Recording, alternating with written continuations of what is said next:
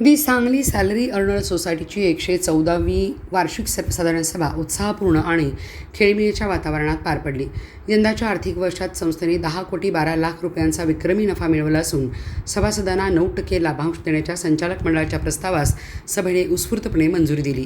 दी Sangli salary earner सोसायटीच्या 114व्या वार्षिक सर्वसाधारण सभेत संस्थेच्या आर्थिक कामगिरीचा आढावा घेण्यात आला. यावर्षी संस्थेने 10,12,00,000 रुपयांचा उच्चांकी नफा मिळवल्याबद्दल सभासदांनी संचालक मंडळाचे अभिनंदन केले. तसेच सभासदांना 9% लाभांश देण्याच्या प्रस्तावालाही सभेने एकमताने मंजुरी दिली.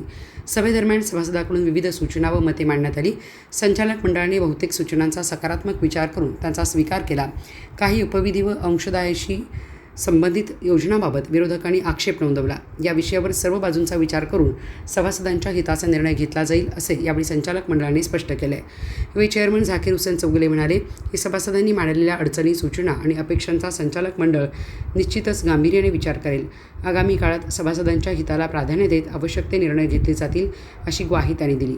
यावेळी vice chairman Milind Harge, MD G Mulani, JK Mahadik, PY Jadhav, PN Kale, SS Patil, CH Patil, Sultana Jamadar यांच्यासह संचालक मंडळाचे सदस्य आणि मोठ्या संख्येने सभासद उपस्थित होते.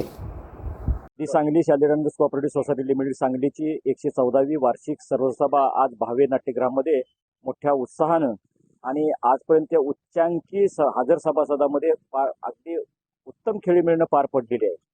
आणि पहिल्यांदाच सॅलरीच्या इतिहासामध्ये महिला सभासद या सभेला उपस्थित होत्या.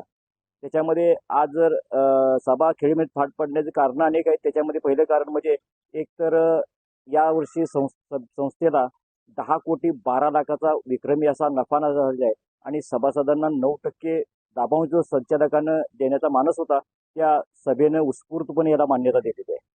तसेच सभासदाकडून आलेले काही ज्या सूचना आहेत त्या सूचनेचे देखील या संचालक मंडळानं स्वीकार केलेला आहे. त्याच्यामध्ये अंशदानसारखी योजना असेल, परत आदर्श उपविधीमध्ये ज्या संस्थेला आपल्या सभासदांच्या दृष्टीनं ज्या उपविधी योग्य नाहीत त्याला देखील सभासदांनी विरोध केला आहे.